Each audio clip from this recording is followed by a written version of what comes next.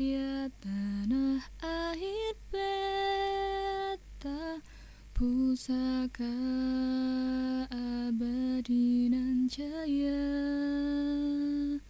Indonesia sejak dulu kala tetap dipuja-puja bangsa. Di sana tempat lahir beta, dibuai dibesarkan bunda, tempat berlindung di hari tua, sampai akhir menutup mata. Bagus sekali teman-teman, suaranya bisa dengar sendiri kan betapa halusnya, betapa pokoknya lah.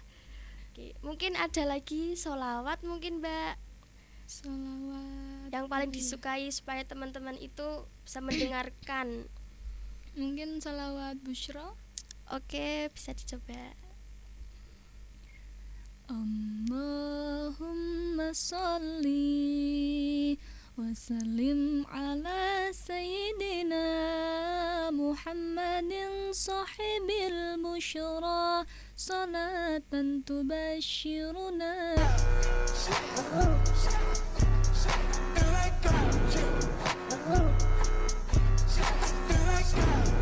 Assalamualaikum warahmatullahi wabarakatuh. Oke teman-teman, kembali lagi di sini di Atri Podcast bersama saya Alfa Lucia Kamila, akan berbagi cerita dan inspirasi yang menarik tentunya.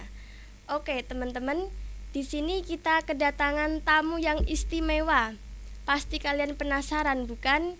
Dia itu adalah salah satu santri di pondok pesantren yang menjadi idola dari semua santri. Jangan ditanyakan lagi teman-teman, mari kita langsung saja sapa bintang tamu kita. Ini dia. Bagaimana kabar Mbak? Oke, perkenalan dulu, mungkin nama lengkap, alamatnya, mungkin sosmed bisa agar teman-teman bisa tahu.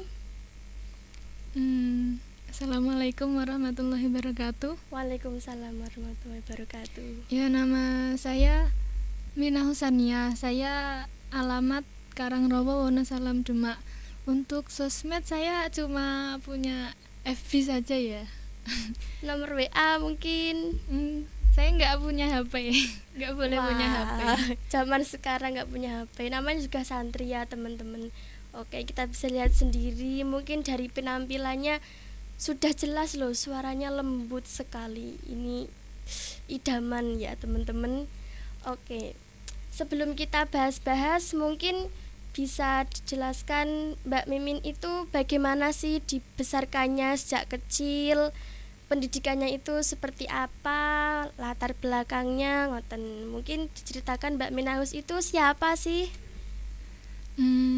Saya itu dari kecil itu mulai umur 2 tahun saya cuma diasuh sama bapak saya. Lah ibunya? Ibu saya di Arab. Di Arab Saudi? Iya. Oh ya. Itu terus sampai saya kelas berapa ya? Kelas 5 SD mungkin. Lalu saya lulus SD itu sekolah madrasah di pondok pesantren. Iya. Berarti mondok itu mulai Mbak Minahus ini dari kelas 5 ya? Enggak. Lulus SD. Lulus SD Iya. Langsung ke pondok pesantren. Iya. Ya. Lulus SD terus sekolah madrasah selama 6 tahun, lalu sampai sekarang menginjak PhD. Oke, 6 tahun itu apa saja mungkin tingkatannya? Kalau zamannya saya dulu itu madrasah tajhiziyah sama madrasah sanawiyah. Kalau sekarang sudah diganti menjadi SPM Wusto dan Ulia. Oke, mungkin bisa diberitahu pengalaman Mbak Minahus ketika 6 tahun itu seperti apa sih yang paling menarik, mungkin yang bisa dikenang selalu? Apa ya? Mungkin ketika pelajaran itu gimana, pelajarannya enak apa enggak, terus hafalan gimana gitu. Untuk pelajaran, kalau pelajaran itu gimana ya? Saya itu sering tidur kalau pelajaran ya. Tapi saya dengar Mbak Minahus ini juga termasuk santri yang pinter loh. Saya itu nggak pinter, biasa aja kok. Cuma kelihatannya aja. Oke, dan kalau dilihat Mbak Minahus ini public speakingnya juga sangat bagus. Mungkin itu dilatih dari kecil atau otodidak sendiri, bisa ngomong aja gimana gitu. Gimana ya? Malah dikira mama saya, ibu saya itu dikira saya itu nggak punya omong gitu, dikira saya itu nggak punya mental. Ya. Lah, ibu saya itu taunya ketika tiba-tiba saya disuruh kori. Loh, dia bingung. Loh, kok disuruh kori? Emang bisa gitu. Itu dari umur berapa Mbak Minahus? Itu saya mungkin umur 15 tahun ketika itu. 15 tahun. Iya. Terus ya saya ya maju, disuruh maju kori ya maju aja gitu. Terus ibu saya, loh kok ternyata bisa, padahal dikira saya tuh nggak punya mental, ternyata oh bisa. Berarti ternyata gitu. Itu saat di pondok pesantren ya Mbak ya? Iya. Berarti dari rumah itu Mbak Minahus hanya anak-anak biasa, tapi tiba-tiba di pondok disuruh untuk kori gitu. Jadinya kaget mungkin ibunya. Iya mungkin. Dan kalau saya lihat itu Mbak Minahus itu semangat sekali untuk berbagi ilmu, terutama pada ilmu nahwu dan fikih ya Mbak ya. Kenapa sih kok memfokuskan diri ke ilmu nahwu dan fikih, nggak ke yang lainnya gitu? Untuk nahwu saya sendiri itu memang suka sama ilmu nahwu. Alasannya mungkin Mbak bisa dijelaskan? Kan saya kan sekolahnya sekolah salaf ya. Ya. Sekolah salaf itu kan lebih ke membaca kitab gitu. Kalau kita mau membaca kitab, kita kan harus bisa i'rab, shorof, kan harus bisa lah. Nahwu kan jadi salah satu kuncinya. Jadi saya itu ya sukalah sama nahwu. Untuk fikih itu kan untuk model kita di rumah tangga nanti ya. Ya. Gitu. Oke. Aku itu juga paling suka ketika jenengan itu menerangkan atau dalam arti mengajar lah. Itu pasti sangat menarik sekali. Apa sih konsep dari Mbak Minahus itu dalam mengajar supaya muridnya itu bisa untuk mendengarkan itu paham? Gimana ya? Mungkin apa punya rahasia tersendiri? Enggak tahu, saya itu cuma ya ini keterangannya ya saya terangkan aja. Biasanya kalau yang menarik itu mungkin ada salah satu kunci yang orang-orang nggak tahu, terus saya terangkan. Biasanya orang-orang sukanya yang gitu. Oh gitu. Oke, pengalaman di pondok dari untuk mendapat ilmu nahwu dan fikih ini, apakah pernah ikut lomba di luar pondok mungkin? Dulu pernah lomba Fathul Qorib. Ya. Tapi saya kalah. Mungkin bisa dijelaskan saat di perlombaan itu gimana? Rasanya itu deg-degan atau seneng atau gimana? Ketika ikut lomba ya saya suka. Tapi ketika maju, loh kok dapatnya ini gimana ini? Cuma loh gitu aja. Terus ya kalah gitu. Padahal udah usaha ya Mbak ya. Iya. Ya yang penting usaha dulu, untuk hasilnya ya terakhir lah gitu ya Mbak. Oke, menurut saya juga Mbak Minahus ini adalah pemantik bagi santriwati yang lainnya untuk berbagi ilmu lah, terutama di ilmu fikih dan ilmu nahwu ini. Oke, nah mungkin saya pernah dengar apa itu namanya Batsu Masail. Yeah. Nah Mbak Minahus juga pernah ikut kan? Oke, boleh dong berbagi pengalamannya. Apa sih Batsu Masail itu? Batsu Masail itu seperti membahas ilmu-ilmu nahwu gitu ya. Yeah. Biasanya orang-orang mengertinya itu bahasa itu ilmu perdebatan. Oh, tidak. Bahasa itu bukan kok terus debat gitu, enggak. Itu membahas ilmu. Kita cari referensinya. Oh, yang baik ini, lalu kita bahas bersama-sama. Bukan kok terus jadi perdebatan lalu kalah-kalahan, itu tidak. Antara lain pada Batsu Masail itu apa aja sih yang dibahas? Yang dibahas ya biasanya kalau ada permasalahan-permasalahan baru. Contoh ini saya waktu dekat ini mau berangkat Batsu ya. Itu salah satu soalnya itu ada kebakaran di Bukit Teletabis di Gunung Bromo. Nah, itu kan dikarenakan ada 2 pasang orang yang mau menikah gitu ya. 2 pasang pengantin itu melakukan foto prewedding tapi membakar flare. Lah, itu kan membuat bukitnya itu terbakar semua lah. Terus itu hukumnya gimana? Terus siapa yang bertanggung jawab? Nah, seperti itu. Berarti nanti di situ memecahkan sebuah permasalahan ya, Mbak ya. Pada intinya begitu. Oke. Oke, sejauh Mbak Minahus membagikan tentang literasi tentang kewanitaan itu, apa sih kesalahpahaman yang paling banyak dialami perempuan? Kalau menurut saya, biasanya para perempuan itu berpikirnya gini, saya setelah ini itu paling ya cuma menikah, terus lalu ya seperti yang diomongkan orang-orang itu apa, maca, mana, masa gitu kan. Kalau menurut saya itu enggak gitu ya. Ya kayak menurut Mbak Minahus sendiri itu gimana baiknya? Kalau menurut saya, kita perempuan itu kan madrasah pertama bagi anak ya. Iya. Gitu. Jadi kita itu harus mencari ilmu setinggi-tingginya, karena alim tidaknya anak kita ya terserah kita, bukan kok malah bapaknya gitu ya. Iya, karena madrasah pertama bagi anaknya kan ibu ya, Mbak. Iya. Oke. Jadi memang harus benar-benar hati-hati ya tentang itu. Iya. Berat gak sih menurut Mbak Minahus jadi perempuan itu? Ya, pinter-pinter bersyukur aja.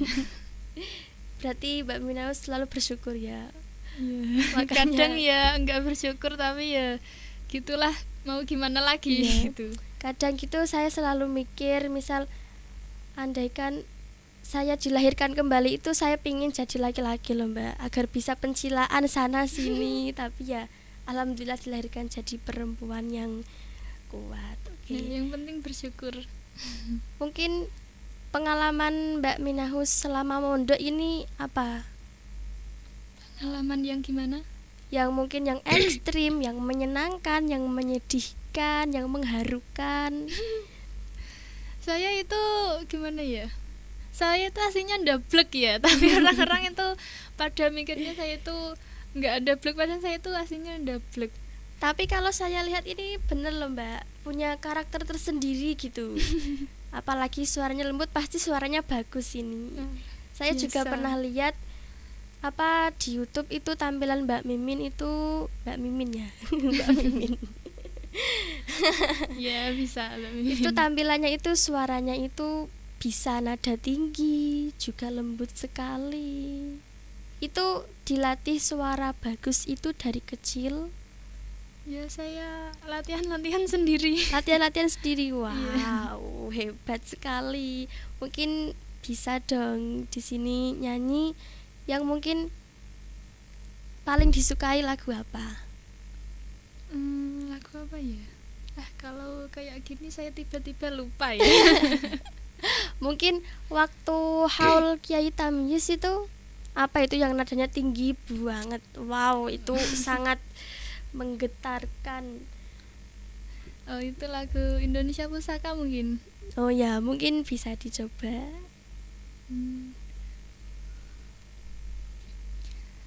Indonesia tanah air beta, pusaka abadi nan jaya,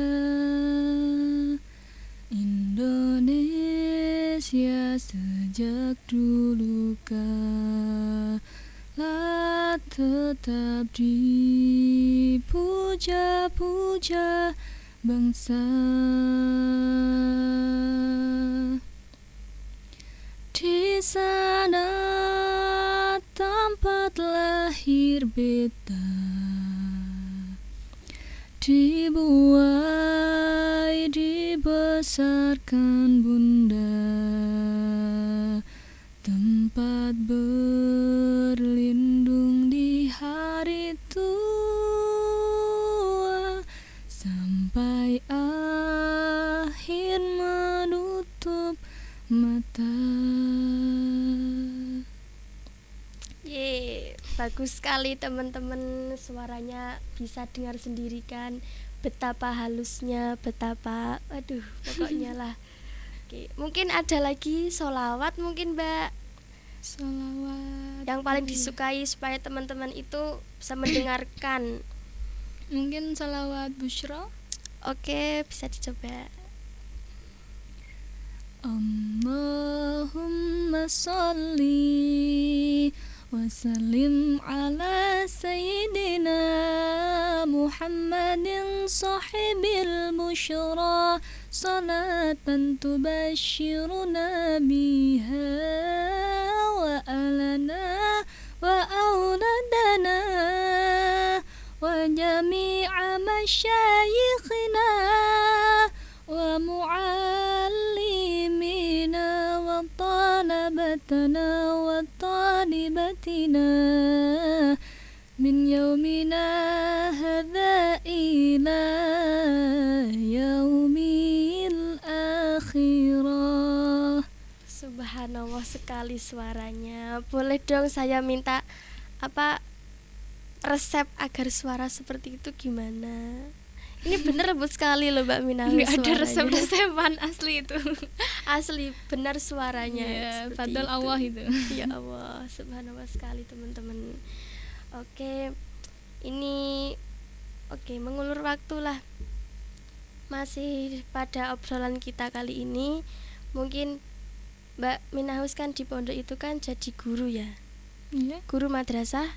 Iya, madrasah khusus. Sama menghafalkan Al-Quran. Iya.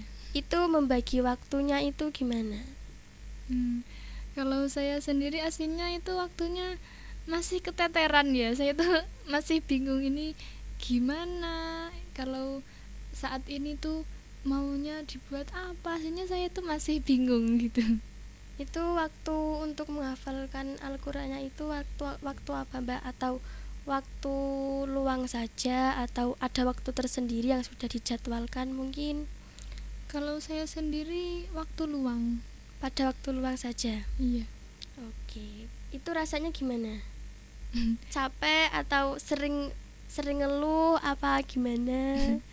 Ya saya manusia ya, berarti sering mengeluh saya. Mbak Minahus ini juga di pondok pesantren sebagai pengurus juga. Ya, pengurus bagian ma'arif. Oh, ma'arif. Yang mungkin bisa dijelaskan problem apa sih yang sering Mbak Minahus ini temukan dalam pondok ketika menjadi pengurus ma'arif untuk santrinya? Mungkin lebih ke bangunin orang tidur ya. Itu agak kesusahan soalnya saya kan suaranya kan kalem. Nggak bisa keras suaranya Yeah. itu. Jadi itu ya angel gitu loh. Oke, Mbak Minahus juga bisa rebana ya? Ya, alhamdulillah. Wah, ini bisa nyanyi, bisa rebana, juga calon hafidah. Amin. Doanya. Sudah juz berapa ini, Mbak? Ya, segitulah. Pasti sudah banyak. Tahun depan kataman. Amin. Amin. Ya Allah, subhanallah sekali bukan teman-teman. Oke. Yang bisa Mbak Minahus simpulkan pada obrolan kita kali ini apa sih untuk perempuan sendiri yang bisa Mbak Minahus beritahu kepada teman-teman sekalian penonton yang ada di rumah? Menurut saya ya kayak tadi, jadilah wanita yang mencari ilmu setinggi-tingginya, karena madrasah pertama anak itu ibu. Soalnya kita itu nggak selamanya muda ya, nggak selamanya jadi remaja-remaja Gini-gini gitu, terus nggak. gitu. Nanti kita itu akan berkembang biak, kita punya anak lah. Nanti yang menjadikan alimnya anak kita ya kita sendiri gitu. Ya jadilah orang yang tawadu. Tawadu apa itu, Mbak? Tawadu itu rendah diri Ya. gitu. Jadi gimana ya, kalau saya itu gimana ya, rendah dirilah serendah-rendahnya. Kalau sudah direndahkan serendah-rendahnya, mau direndahkan seperti apa lagi. Saya tuh suka. Mungkin prinsip yang biasa diterapkan dalam kehidupan sehari-hari Mbak Minahus itu apa sih kalau boleh tahu? Kalau saya sendiri, contoh kita mendapat amanat tugas. Ya saya mendapat amanat ini, ya saya lakukan. Bukan kok malah cari gini, lalu saya merasa keberatan, lalu saya gitu enggak. Jangan, saya jadi pengurus, dapat amanat jadi pengurus, ya sudah saya lakukan. Dapat amanat jadi guru madrasah, ya kalau saya bisa ya saya lakukan. Nyatanya saya dipilih, berarti saya sudah diberi amanat gitu. Masa sudah diberi amanat nggak mau melakukan? Setidaknya kan berusaha dulu. Kalau sudah merasa nggak sanggup, ya sudah, ada kalanya kita butuh, nggak apa-apa lah mengundurkan diri, nggak apa-apa, tapi ya dilakukan dulu gitu loh. Nggak kok terus dari awal aku nggak mau, ya jangan gitu. Iya, namanya tanggung jawab ya Mbak. Iya, tanggung jawab, kita harus bertanggung jawab gitu. Oke, kalau boleh tahu kepengurusan, dalam kepengurusan itu kan sama-sama jadi pengurus. Nah itu pernah nggak sih ada problem yang mungkin jadi gimana gitu, problem dalam kepengurusan sendiri? Gimana ya, saya itu jadi orang nggak terlalu suka mempermasalahkan sesuatu. Kalau menurut saya nggak apa-apa saya itu gitu. Berarti lost gitu ya Mbak. Mbak Lost. Minahus ini orangnya lost. Terus mungkin oke, kita cerita pengalaman yang pada waktu Mbak Minahus di Salaf lah. Itu hafalan kan, pasti ada hafalan. Nah itu apa aja sih hafalannya? Ketika kelas 1 MTJ itu yang tadi ya, Madrasah Tajhiziyah itu ya. MTJ kelas 1 itu menghafal Hidayatul Wildan. Hatam. Alhamdulillah bolak-balik. Alhamdulillah. Apakah ada saat proses penghafalannya itu ada penghambat atau gimana, saat pengganggu atau pengganggu pikiran lah? Penghambat ya ngobrol sama teman-teman itu sama tidur. Oke, terus lagi ada apa ya? Ya itu. Alfiyah mungkin. Alfiyah saya itu dablek. Tapi katam. Alhamdulillah malik. Alhamdulillah bolak-balik semua ya Mbak ya. Pasti orang tuanya juga sangat bangga ya Mbak ya. Oke. Di pondok pesantren sendiri pernah nggak Mbak Minahus itu kayak mendapati pengalaman yang ekstrim? Apakah di pondok itu lihat apa atau jatuh dari mana gitu? Iya, saya pernah jatuh dari tangga. Itu kok bisa, gimana Mbak? Ketika itu saya tuh sedang roan. Cara saat ini apa? Roan itu loh, roan piket Jumat itu loh. Nah saya itu bawa ember 2. Kan saya kan ke atas lah, ternyata jatuh. Jatuh dari tangga yang paling atas sampai bawah itu. Siapa itu yang nolong Mbak? Ya saya terus berdiri sendiri. Dari atas sampai bawah itu tangganya kan pasti banyak tuh. Iya, saya jatuh sampai paling bawah. Itu apanya yang luka, Mbak? Nggak ada yang luka, cuma bagian dalam aja yang agak gimana gitu. Habis itu dibawa pulang. Langsung pijat, nggak pulang. Lah pas di pondok itu pernah nggak sih Mbak Minaus itu sakit sampai lama gitu? Sampai lama ya? Enggak, saya biasanya kalau sudah sakit saya tunggu sekitar 2 harian. Kalau belum sembuh saya langsung minta pulang biasanya gitu. Langsung minta pulang gitu Iya. kalau sakit ya. Iya. Oke. Terus menjadi santri penghafal Al-Qur'an itu ya, Mbak.